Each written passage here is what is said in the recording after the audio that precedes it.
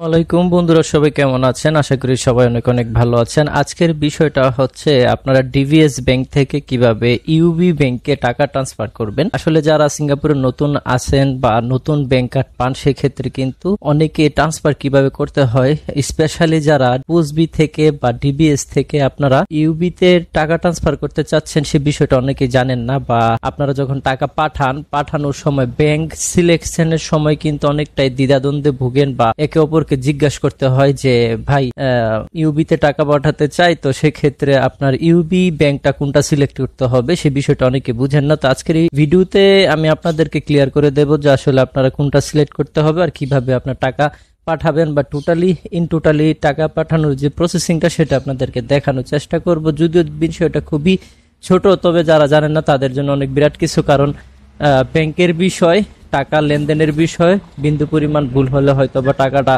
অন্য জায়গায় চলে যেতে পারে বা বিভিন্ন ধরনের সমস্যায় ভুগতে পারেন। তো যাই হোক, কথা না বাড়িয়ে চলেন ভিডিওতে যাই। তো ফ্রেন্ড, এখন আমি অবশ্যই ডিবিএস এ যাব। আপনারা ডিবিএস আপনার যে ব্যাংক অ্যাপসটি সেটি আপনারা ওপেন করবেন। ওপেন করার পরে অবশ্যই আপনার নিকটস্থ যে আপনার পিন নাম্বার আছে সে লগ ইন করবেন। ফ্রেন্ড, লগ ইন করার পরে আপনারা এখানে যে অপশনগুলো পাবেন তার মধ্যে আপনারা লোকাল ট্রান্সফারে যাবেন। আপনারা দেখেন এখানে দুইটা অপশন আছে ট্রান্সফারের, একটা হচ্ছে ওভারসিজ ট্রান্সফার আর একটা হচ্ছে লোকাল ট্রান্সফার। আপনারা অবশ্যই লোকাল ট্রান্সফারে যাবেন। লোকাল ট্রান্সফারে যাওয়ার পরে আপনারা ইউবি তে টাকা পাঠাতে যদি চান ইউবি ব্যাংকে, তাহলে সেক্ষেত্রে টু আদার্স ব্যাংক এখানে ক্লিক করবেন। টু আদার্স ব্যাংক সিলেক্ট করে মেক এ ট্রান্সফার এখানে ক্লিক করবেন। তারপরে আপনারা এখানে দেখেন যে প্রথম যে অপশন সেটা আপনারা যদি কিছু লিখতে চান বা যার কাছে টাকা পাঠাবেন সেখানে তার নামটা আপনি দিতে পারেন। এক্সাম্পল ধরেন আমি এখানে টাকা পাঠাবো রানা, সরি আমার ফন্টটা চেঞ্জ করে নেই, সাপোজ রানার কাছে টাকা পাঠাবো, বা সাপোজ আপনি যদি কত টাকা পাঠাবেন সাপোজ এরকম একটা জিনিস উল্লেখ করে লিখতে পারেন। তো আপনার যখন রিসিট কপিটা আসবে সেক্ষেত্রে আপনার রিসিট কপিতে রানা $200 এরকম লেখা থাকবে আর কি, তাহলে আপনার হয়তোবা বুঝতে সহজ হবে। তারপরে আমরা সবচেয়ে মূল যে বিষয়টা সেটা হচ্ছে সিলেক্ট ব্যাংক। এটাতে অনেকে ভুল করে, যার কারণে অনেকে টাকা পাঠাতে পারে না, বা টাকা পাঠানোর পরে দেখা গেছে ভুল জায়গায় চলে যায়, সেক্ষেত্রে অনেক সমস্যা হয়। তো আমরা এখন সিলেক্ট ব্যাংকে যাব। এখন আমরা টাকা পাঠাবো কোথায়, দেখেন এখানে অ্যাভেলেবল ব্যাংক আছে।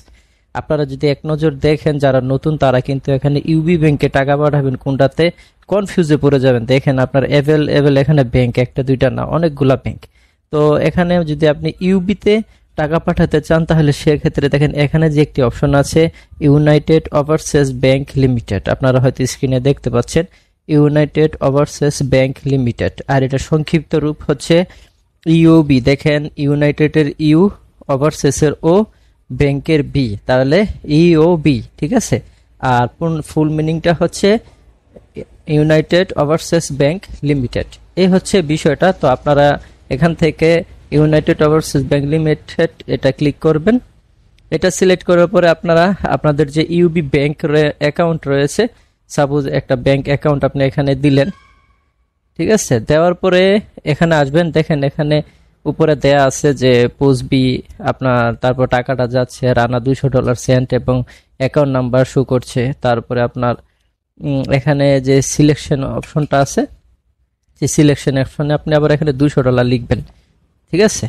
$200 লেখার পরে এখানে টিক মার্ক দিবেন, দেখেন এখানে $200 এই যে ট্রান্সফার। আপনি নেক্সটে যাবেন, নেক্সটে যাওয়ার পরে আপনার ট্রান্সফারে ক্লিক করবেন। ক্লিক করার পরে কিন্তু আপনার টাকাটা অটোমেটিকলি চলে যাবে এবং পাশাপাশি আপনার একটা রিসিট থাকবে। আর সবচেয়ে বড় কথা, আমি সবাইকে সাজেস্ট করি আপনারা যাকে যত টাকায় পাঠাবেন তাদেরকে অবশ্যই কিন্তু ওই রিসিট কপিটা একটা স্ক্রিনশট রাখবেন যতক্ষণ পর্যন্ত যাকে আপনি টাকা পাঠাইছেন সে আপনাকে কনফার্ম না করছে।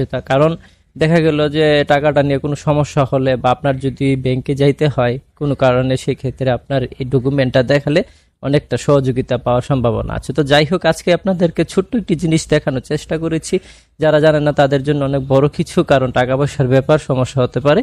তো যাই হোক, আশা করি সবাই ভালো থাকবেন আর আমাদের চ্যানেলটিকে সাবস্ক্রাইব করে সাথেই থাকবেন এবং মোস্ট ইম্পর্টেন্টলি ফুর্তিতে থাকবেন। টাটা।